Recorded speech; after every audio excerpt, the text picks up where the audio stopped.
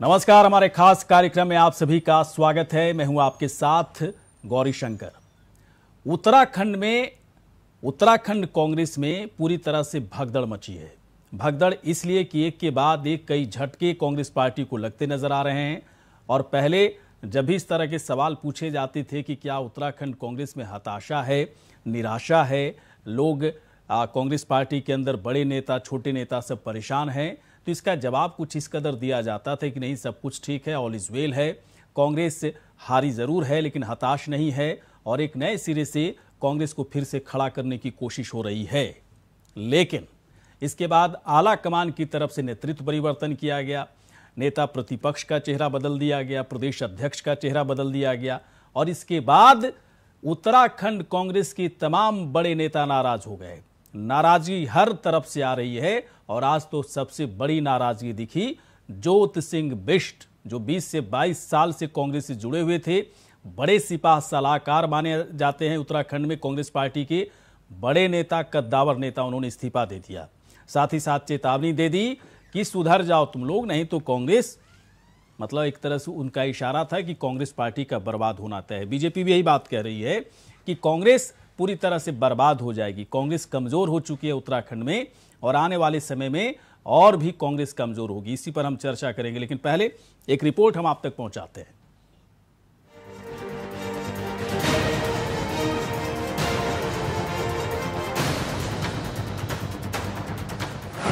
उत्तराखंड कांग्रेस में मचा है कोहराम। सरेआम दिख रही है नेताओं की नाराजगी। क्या हाई कमान से नाराजगी पड़ेगी भारी? उत्तराखंड में बीजेपी मजबूत हो रही है और कांग्रेस बिखर रही है। हाई कमान से नाराजगी इस कदर बढ़ती जा रही है कि बगावत सरेआम होती दिख रही है। कांग्रेस को एक बार फिर बड़ा झटका लगा है। कांग्रेस के कद्दावर नेता और प्रदेश उपाध्यक्ष जोत सिंह बिष्ट ने कांग्रेस से इस्तीफा दे दिया। बिष्ट जी क्योंकि हमारे बीच के व्यक्ति हैं, हमारे बड़े भाई हैं, मार्गदर्शक हैं और जिस मजबूती के साथ, जिस निष्ठा और समर्पण भाव के साथ कांग्रेस पार्टी की सेवा इतने वर्षों तक उन्होंने की। 2012 का मैं प्रकरण आपको बताना चाहती हूं कि पार्टी का टिकट ना मिलने पर नाराजगी जरूर थी, लेकिन उन्होंने निर्दलीय चुनाव लड़ने का मन बनाया, किसी दूसरे दल में वो शामिल नहीं हुए, तो उनकी रग रग में कांग्रेस बसती है। और कहीं ना कहीं मुझे ऐसा लगता है कि रूठों को मनाया भी जाता है। एक बार संपर्क हो जाए हमारे नेताओं का, हम सब कार्यकर्ताओं का, तो मुझे लगता है कि बिष्ट जी का मन पिघलने में देर नहीं लगेगी। वहीं जोत सिंह के इस्तीफे के बाद कांग्रेस पर बीजेपी हमलावर है। बीजेपी दावा कर रही है कि कांग्रेस के पास दरअसल अब कुछ भी नहीं है। बड़े नेता से लेकर छोटे नेता तक परेशान और हताश हैं। बीजेपी दावा कर रही है कि अभी कांग्रेस और भी बर्बाद होने वाली है। चंपावत चुनाव में भारतीय जनता पार्टी ने अपना प्रत्याशी तय कर दिया। माननीय मुख्यमंत्री जी वहां से चुनाव लड़ेंगे और एक बहुत बड़ी जीत के साथ चुनाव जीत के आएंगे। कांग्रेस के पास आज प्रत्याशी नहीं मिल रहे हैं। कांग्रेस के हालात ये हो गए हैं कि जब प्रत्याशी चयन की प्रक्रिया है तो उनके जो युवराज हैं, जिनको वो कहते हैं कि उन कांग्रेस का वो भविष्य है, वो नेपाल में क्या कर रहे हैं देश की जनता देख रही है। जहां बीजेपी चंपावत उपचुनाव को लेकर तैयारी में लगी है, वहीं कांग्रेस भले ही एक तरफा जीत के दावे करे, लेकिन बिखरते कुनबे को संभालना भी कांग्रेस के लिए मुश्किल होता जा रहा है। ऐसे में चंपावत की जीत कांग्रेस के लिए कैसे आसान हो सकती है? Saurabh Bhatia, India voice, Dehradun.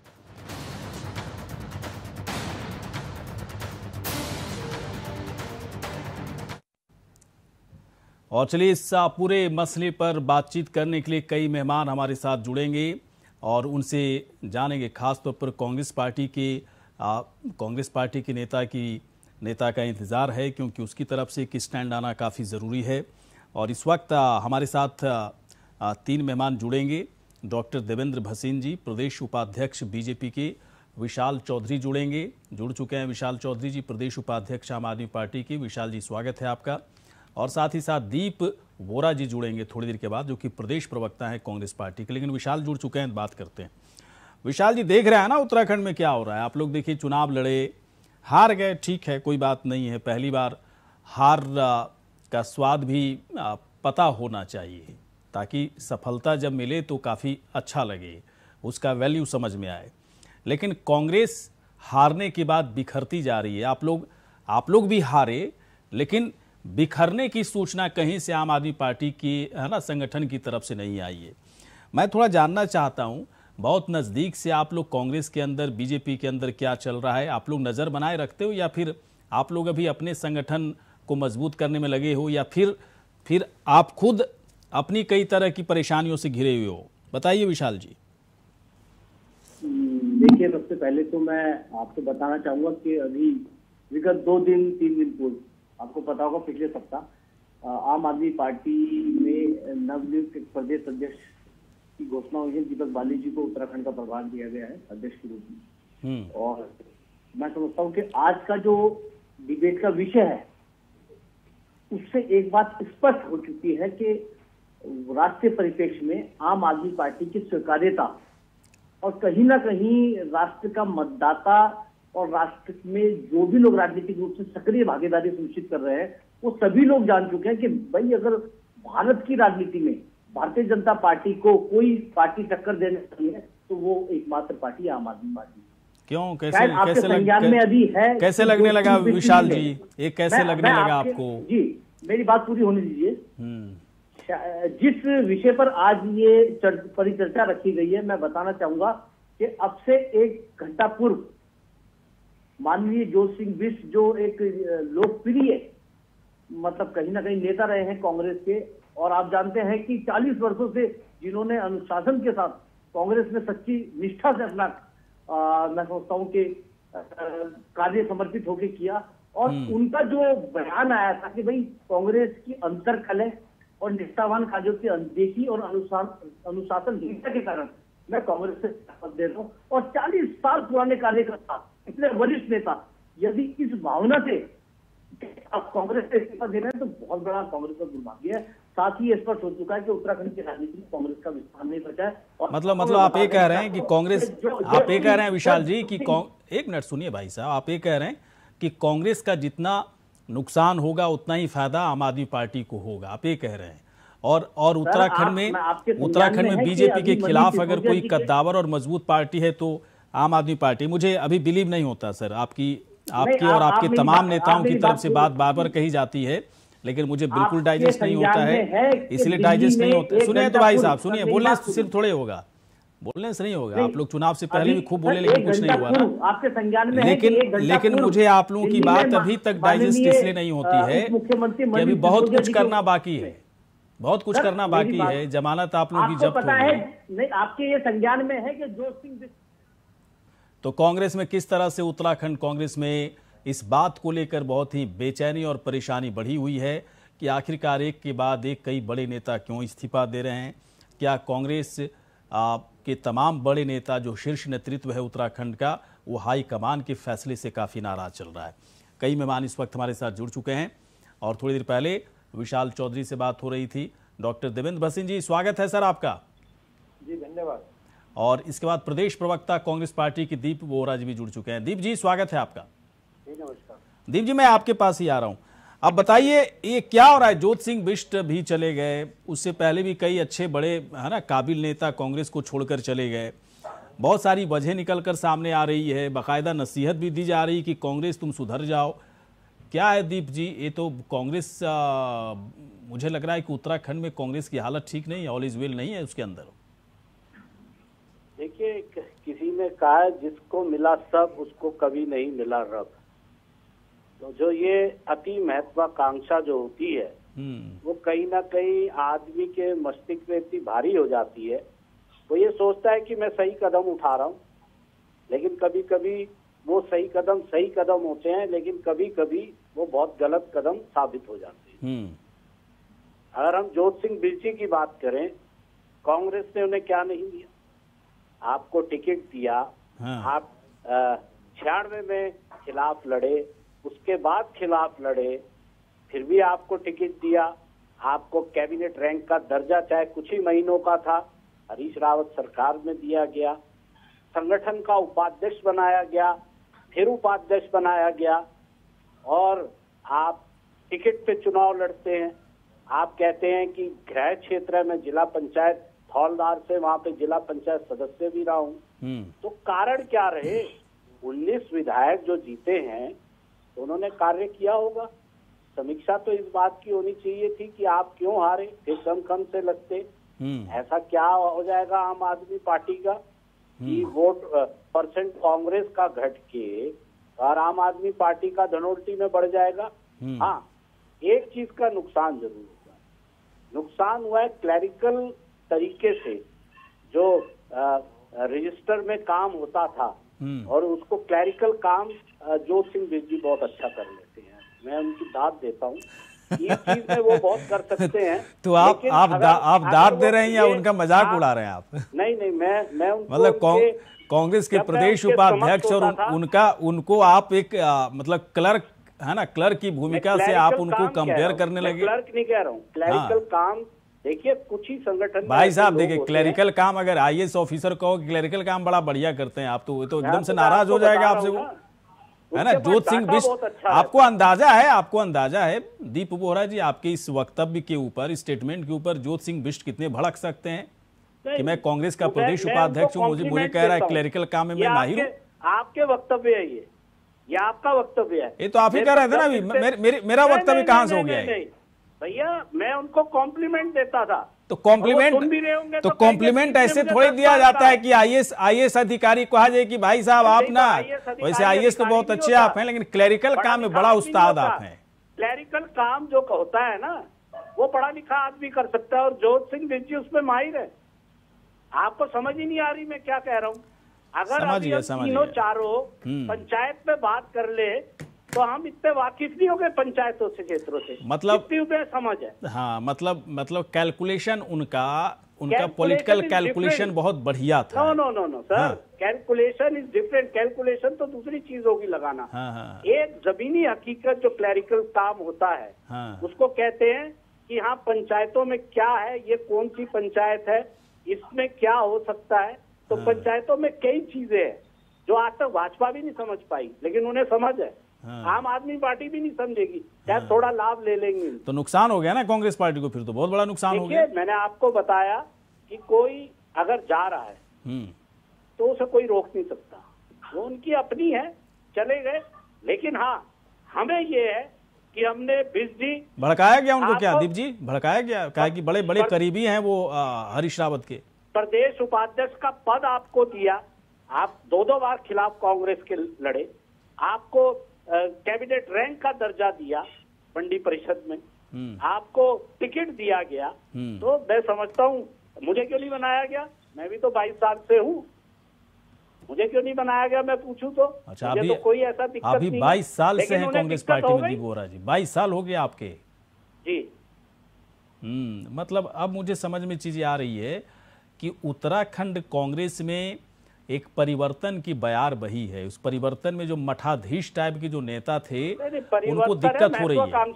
उनको दिक्कत हो रही है और यही वजह है कि दीप बोहरा जैसे प्रवक्ता जो 22 साल 20 साल से कांग्रेस पार्टी के लिए काम करते रहे, आज तक प्रवक्ता ही रह गए, कोई बड़ी जिम्मेदारी इनको नहीं दी गई। प्रवक्ता तो मैं अभी 4 साल पहले ही बना हूं, मैं संगठन के विभिन्न पदों में था। जी। मेरी धर्मपत्नी भी पार्षद है, पार्षद का टिकट जरूर दिया। अच्छा सर, मैं थोड़ी देर के बाद आपके पास आता हूँ। एक सवाल मैं देवेंद्र भसीन जी से जरूर पूछना चाहूंगा। थोड़ी देर के बाद मैं एक सवाल जरूर पूछूंगा कि सब कुछ ठीक है ना उत्तराखंड कांग्रेस में, क्योंकि बीजेपी वाले कह रहे हैं कि कांग्रेस का तो बंटाधार है, बर्बादी के मुहाने पर खड़ी है। मैं पूछ लेता हूँ ये सवाल देवेंद्र भसीन जी से। नहीं बंटाधार तो फिर आते हैं सर, आते हैं सवाल पूछते हैं। ये भसीन जी सवाल पूछेंगे। भसीन जी, अब तो बड़ा अच्छा लग रहा होगा कि ना आगे ना पीछे, है ना, आम आदमी पार्टी के तमाम प्रत्याशियों की जमानत जब्त हो गई और कांग्रेस बिखरती हुई दिख रही है ना। बड़े नेता क्या, छोटे नेता भी हाई कमान से नाराज हो गए और ये नाराजगी इस कदर हावी होती जा रही है कि इन लोगों का लड़ाई झगड़ा सरेआम हो गया।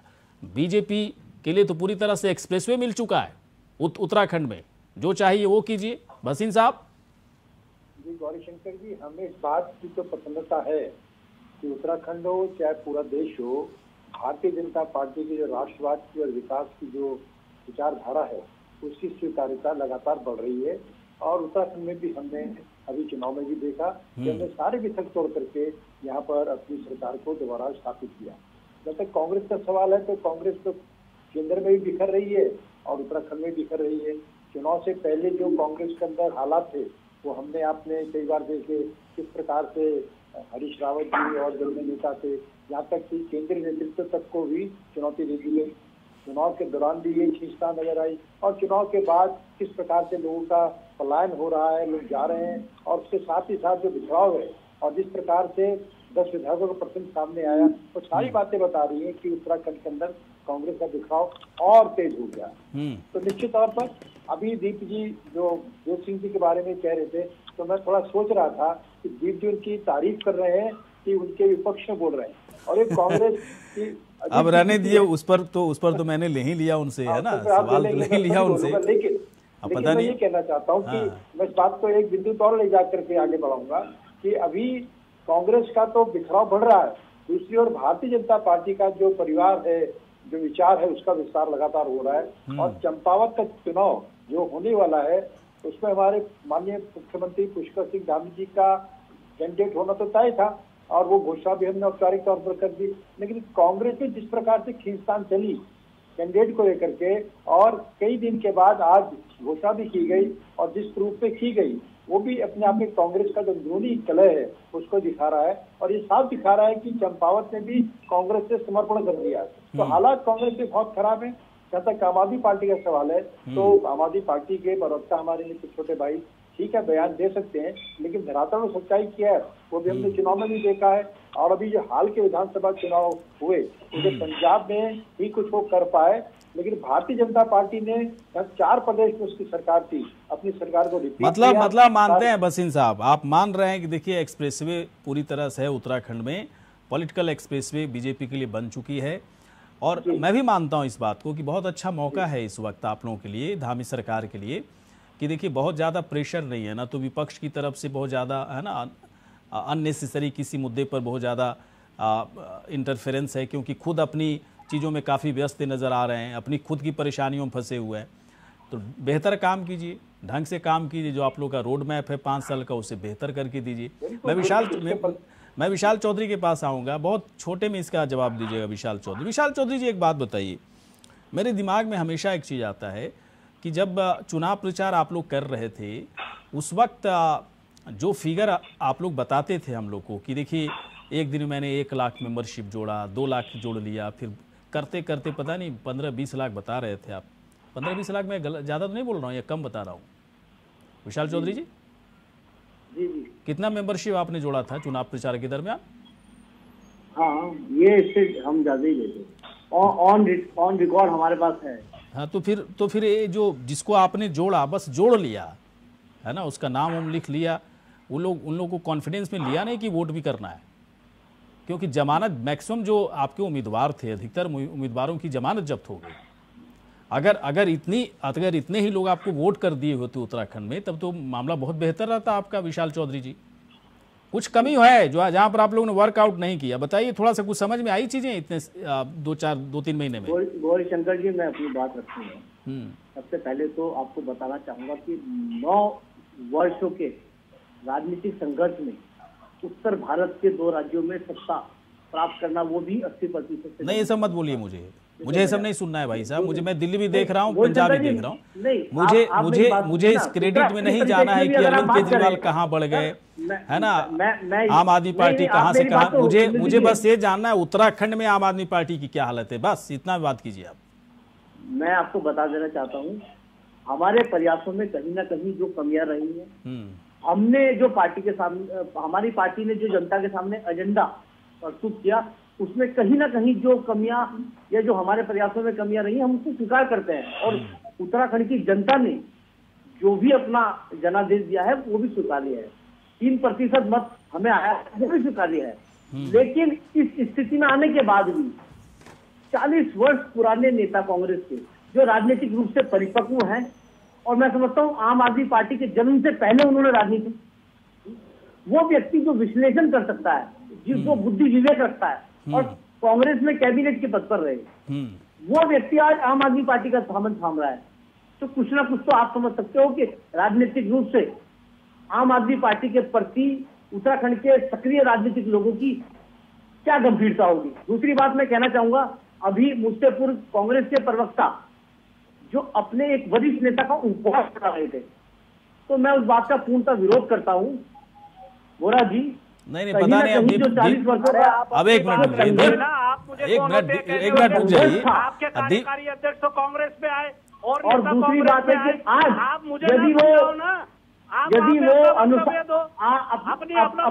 अपने बुद्धि विवेक से आम आदमी पार्टी में शामिल हो रहे हैं, उन्होंने जो उत्तराखंड के लिए संघर्ष करा, आपको स्पष्ट रूप से आपने किया, उस पर मोहर लगानी चाहिए, ना कि यदि कोई व्यक्ति 40 साल क्या एक मिनट विशाल चौधरी जी, एक मिनट। क्या आम आदमी पार्टी ने उत्तराखंड के लिए संघर्ष किया? ऐसा है क्या? कितना संघर्ष किया भाई साहब आप लोगों ने उत्तराखंड के लिए? आम आदमी पार्टी ना हो गई, ऊपर से साल भर से आप लोग एक्टिव हो, क्या संघर्ष किया आप लोगों ने साल भर, बताइए जरा। आम आदमी पार्टी का गठन हुआ तो गठन ही किया ना, गठन किया, चंदा लिया, वहीं के लोगों के पैसे से, है ना, वहाँ रैली पार्टी किया और फिर कह रहे हो कि संघर्ष किया जो है। कोई बच्चा पैदा है ना, साल भर में उत्तराखंड की जनता को चूसा ही तो होगा आप लोगों ने चंदा के नाम पर। कर रहे हैं तो ये कितना न्याय की, आप मुझे बताइए ना। 2012 में आम आदमी पार्टी का गठन हुआ, 2000 में उत्तराखंड का गठन हुआ, मतलब 12 साल पहले। आप उत्तराखंड की उपलब्धि पे हमें कहाँ शामिल कर रहे हैं? और आप ये बताइए मुझे तो फिर इसी कायदे से बात कीजिए, है ना, कि हम लोग संघर्ष नहीं किए हैं हम लोग, लेकिन उत्तराखंड के लिए अच्छा सोच रहे हैं, ऐसे बोलिए भाई साहब। संघर्ष देखिए, मैं इतना जानता हूं,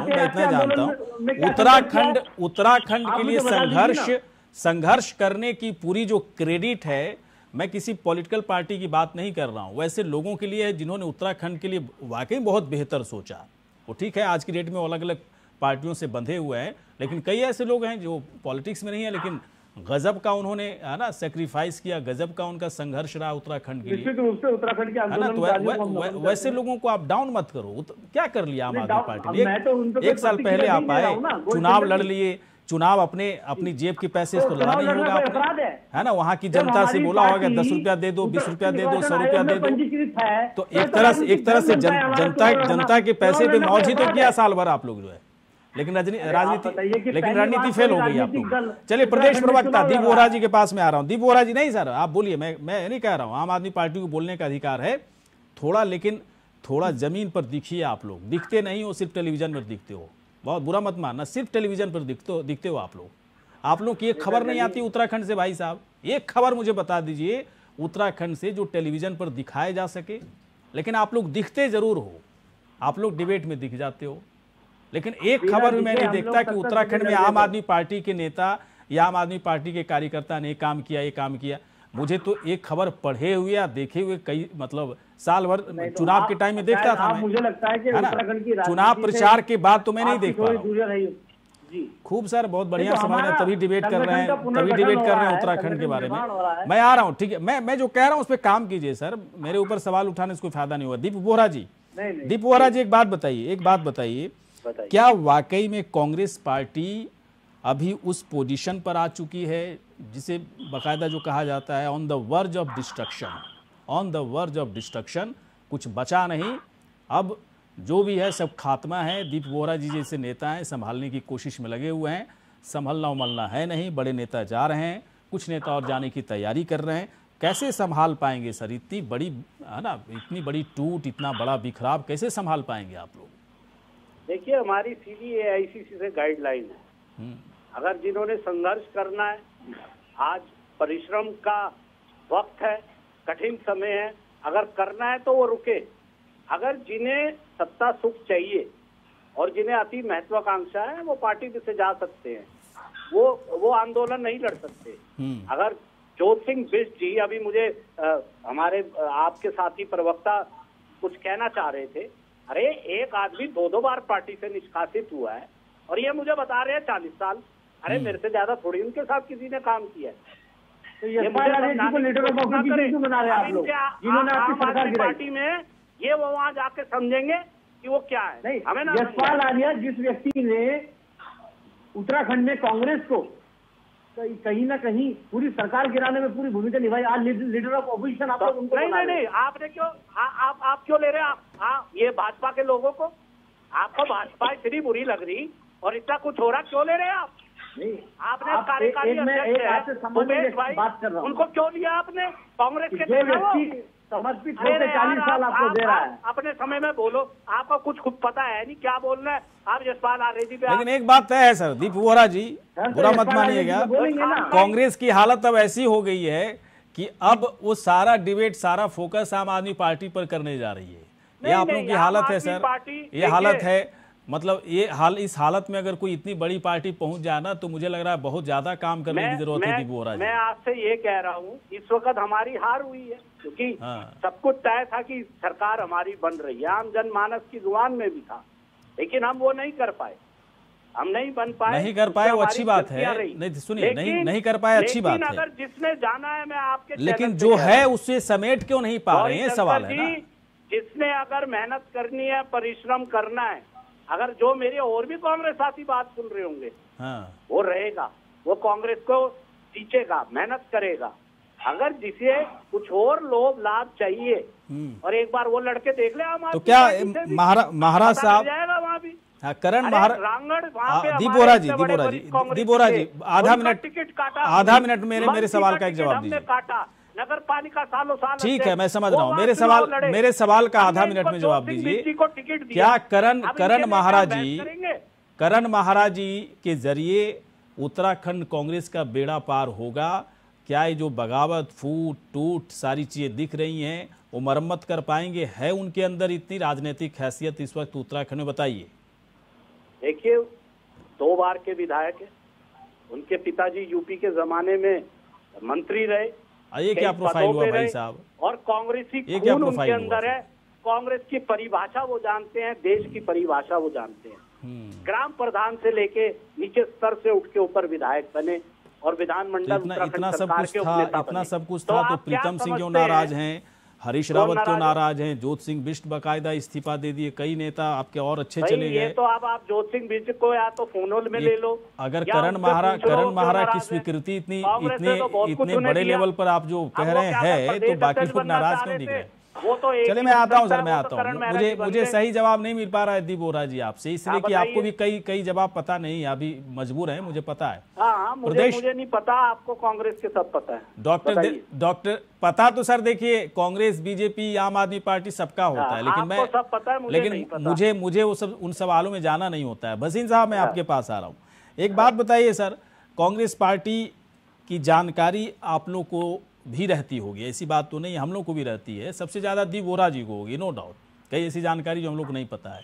इसके बावजूद एक बात आपको लगता है या नहीं कि उत्तराखंड में कांग्रेस पार्टी दरअसल हारने से हताश नहीं है ना, हार गई इससे हताश नहीं है, इससे निराश नहीं है, बल्कि वहाँ पर बहुत लंबे समय से कोई बहुत बड़ा परिवर्तन नहीं हुआ था। जब परिवर्तन हुआ तो एकदम से छटपटाहट हुई और कई नेता साइडलाइन पकड़ रहे हैं।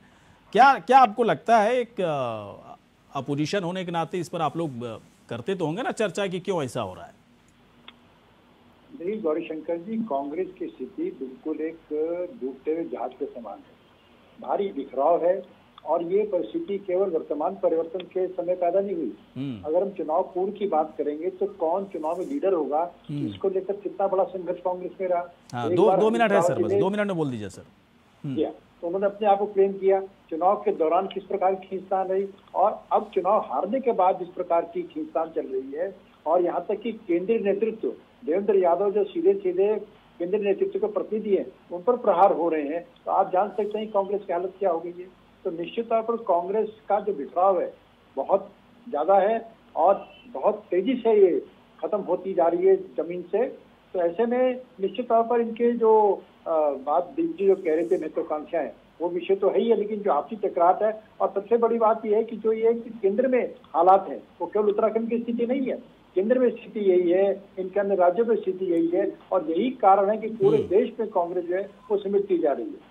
तो हालात कांग्रेस के निश्चित तौर पर बहुत बदतर हैं, और एक परिवार की परिक्रमा करते करते इन लोगों ने जो है अपना एक चिंतन होना चाहिए। पता नहीं अब है या नहीं है, दीप वोरा जी करते हैं परिक्रमा, नहीं करते हैं तो अलग सवाल है, लेकिन एक बात तो तय है कि अगर कोई पार्टी मुसीबत में है, अगर परेशानियों से जूझ रही है, तो मुझे लगता है कि अनुशासन से हर चीज़ को बेहतर किया जा सकता है। पार्टी में अनुशासन की कमी है, इसका मतलब अगर हाईकमान के फैसले पर सवाल उठ रहा है तो अनुशासन की तो कमी है, सिंपल सी बात है। चलिए दीप वोरा जी आप यहाँ पर आए, देवेंद्र भसीन जी आप आए, और विशाल चौधरी जी आप, बहुत बहुत शुक्रिया आप तीनों का, धन्यवाद। इसी के साथ हमारे खास कार्यक्रम इतना ही, नमस्कार।